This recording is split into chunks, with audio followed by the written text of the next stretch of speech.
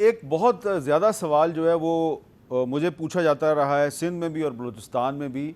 कि ये जो बैरूनी ममालिक से जहाज़ भर भर के आ रहे हैं इमदाद के, जो कराची में भी लैंड करते हैं, सखर में भी लैंड करते हैं, तो इन जहाज़ों में जो इमदाद आ रही है ये फिर आगे मुतासरीन तक कैसे पहुँचती है और कहाँ है वो इमदाद? क्योंकि लोग कहते हैं जी हमें नज़र नहीं आ रही। अच्छा, मैं आपको बताता हूँ। एक तो हम शुक्रगुजार हैं हर मुल्क के जिसने भेजा है हमें रिलीफ। ऑब्वियसली इस मुश्किल वक्त में जो एक जो तिनका तिनका मिलके ही एक घर बनता है और सबके साथ शुक्रगुजार है। लेकिन इसके साथ साथ मेरा ख्याल है मिसकंसेप्शन मैं नहीं कहूँगा, लोगों को तो ऑब्वियसली लगता है कि बहुत टोटल जो इस वक्त तक बैरूनी इमदाद आई है, और उसमें मैं 2 आइटम सिर्फ जिक्र कर देता हूँ आपको। 10,774 टेंट्स आए हैं इस वक्त तक जो भी फॉरेन एड आई है, और इसमें जो सिंध में डिस्ट्रीब्यूट हुए हैं फॉरेन एड के वो 2,364 टेंट्स, ये सब एनडीएमए के पास जाते हैं। और एनडीएमए फिर इनको डिस्ट्रीब्यूट करा रही है, प्रोविंशियल गवर्नमेंट के पास नहीं आते हैं। इसके साथ साथ अगर आप राशंस की बात करें तो 146 टन राशन अभी तक आया है हमें जो बाहर के ममालिक से, जो कि अगर आप इनको कन्वर्ट करें किलोग्राम्स में और 50 किलो की एक बैग लें तो 3,000 राशन बैग से भी कम है। तो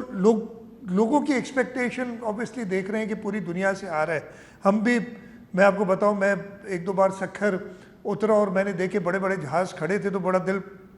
इत्मीनान हुआ कि अभी अवेलेबल होगा, लेकिन उस क्वांटिटी में चीज़ें नहीं आ रही हैं, या वो भी शायद नहीं। मैंने तो जैसे ये मेरे ख्याल मिडिल लेट अगस्त में, 3rd वीक ऑफ अगस्त में जो भी हमारे पड़ोसी ममालिक थे, ईरान, फिर मैंने सऊदी अरेबिया और यूएई, चाइना, इन सब के डिप्लोमेट से बात की थी कि हम टेंट्स खरीदने के लिए तैयार हैं, हम पैसा अवेलेबल करेंगे, लेकिन हमें उस मिकदार में नहीं मिल रहे हैं मीर साहब। जो कि लोगों को समझाना इस मुश्किल में बड़ा मेरा अगर घर गिर जाएगा और मैं अपने बच्चों के साथ खुले आसमान के नीचे होऊंगा तो ये सारी चीज़ें मुझे समझ नहीं आएंगी, और उनका कोई इसमें कसूर नहीं है। अच्छा, ये मैंने आपको सवाल इसीलिए किया था और आपका बहुत शुक्रिया कि आपने बड़ी डिटेल से जवाब दिया, क्योंकि मैंने ये एनडीएमए को बार बार ये चीज़ पूछी, क्योंकि मैं भी सखर 2 दफ़ा गया, मुझे भी वहाँ पे जहाज़ उतरते हुए नज़र आए इमदाद के। मैंने एनडीएम वालों से कहा कि भाई आप थोड़ा सा हमें बता दें कि ये कहाँ कहाँ पे जा रहा है, हमें पता नहीं चला इसका। तो इसीलिए मैंने ये आपसे सवाल किया, और ये बड़ी एक अहम बात आपने बताई है कि जो 10,700 टेंट अभी तक मिले हैं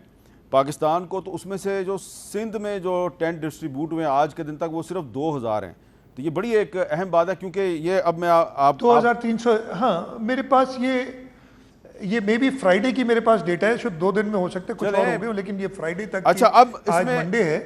फ्राइडे तक की जो डेटा मेरे पास। ठीक है। अच्छा, अब मैं आपका जो 7 का जो इलाका है, वहाँ पे जो लाल बाग के इलाके में एक बहुत बड़ा टेंट सिटी है, वहाँ पे भी मेरा ख्याल है हज़ारों की तादाद में लोग थे जब मैं लाल बाग में गया। वहाँ पर सिर्फ 7 के लोग नहीं हैं, सिर्फ वो लोग नहीं हैं जो कि आपकी कॉन्स्टिट्यूंसी से डिस्प्लेस होकर वहाँ पे आए हैं। वहाँ पे खैरपुर नाथन शाह के लोग भी हैं, उसके राइट लेफ्ट पे बहुत से जो तहसीलें हैं, अजला हैं, वहाँ के लोग भी आए हुए हैं, लेकिन उनमें से भी अक्सर लोग जो हैं उनके पास टेंट नहीं थे। तो यहाँ पे सवाल ये पैदा होता है कि जो बाकी जो गैर सरकारी इमदादी तंजीमें हैं, जिनके पास कराची में, लाहौर में और जगह पे बहुत बड़ी तादाद में इमदाद जमा हो रही है, और मैंने वो इमदाद खुद देखी है, माशाल्लाह पाकिस्तानी लोग, पाकिस्तान के अवाम बड़ी मदद कर रहे हैं उनकी। क्या कोई चेक एंड बैलेंस का निज़ाम है? क्योंकि बहुत सी जगहों पर मुझे वो तंजीमें जो हैं उनकी तरफ से भी उतनी इमदाद नज़र नहीं आ रही जितनी कि मैं एक्सपेक्ट कर रहा था। ये मीर साहब मैं आपको फिर बताऊं कि जो क्वांटम है ना इस डिज़ास्टर का, जो मैग्नीट्यूड है, वो आपने तो खुद देखा है, ये किसी की सोच से बाहर है, और लोग कर रहे हैं। मैं अब जैसे आपने लाल बाग की टेंट सिटी की बात की, ये लाल बाग की टेंट सिटी 7 तहसील जो इनंडेट हुई थी, ये मंशूर में हमने खुद कट्स लगाए थे, ब्रीचेस किए थे ताकि पानी का रिलीफ ऊपर से मिल सके और निकलने का रास्ता सिर्फ यही था। लेकिन ये लाल बाग की टेंट सिटी 7 तहसील डूबने से पहले की है, और फिर ऑब्वियसली जब 7 तहसील की 7 यूनियन काउंसिल्स, 2 तो पहले डूब गई थी और 7 या बल्कि 8 यूनियन काउंसिल्स बाद में जो डूबी, उनके लोग भी उठ के लाल बाग की टेंट सिटी में भी आए हैं। वहाँ पे एक और चौथम्बी का इलाका है, उधर भी टेंट सिटी लगाई है, और इन दोनों जगह पे मिला के तकरीबन 2000 टेंट हैं, जिसमें गवर्नमेंट की तरफ से भी हैं, आर्म फोर्सेस की तरफ से भी टेंट्स लगाए गए हैं, और प्राइवेट सेक्टर से भी अच्छे खासे लोग टेंट्स लाए हैं। वहाँ पे प्राइवेट सेक्टर में NGOs आके लोगों को खाना दे रही हैं, हेल्थ की फैसिलिटीज़ हम प्रोवाइड करें। बट हैविंग सेड दैट, ये तो एक बहुत बड़ी, जैसे मैंने कहा कि 2000 के करीब टोटल इन 2 जगहों पे टेंट्स हैं लगे हुए। इवन कहीं छोटी जगह पे जाते हैं ना, तो लोग मैं बड़ा नाराज़ होता हूँ इंतज़ामिया पे कि मैं देखता हूँ कि जी ठीक है 100-125 टेंट लगे हैं, लेकिन 15-20 ख़ानदान चारपाइयों के नीचे अपनी चादर बिछा के और बैठे हैं, तो उन पे नाराज़ होता हूँ। और फिर वो पता ये चलता है कि वो एक आध दिन पहले आए हैं और वो टेंट्स अवेलेबल नहीं है, हम अरेंज कर रहे हैं। तो मैं फिर से आपको बताऊंगा, ये मैग्नीट्यूड जो है ना डिज़ास्टर का, ये बहुत बड़ा है। और अगेन मैं कोई नेगेटिव चीज़ नहीं कहना चाहता, लेकिन एक जो मैं मेरे ख्याल कह ही दूँ, एक जो लोगों के अंदर एक,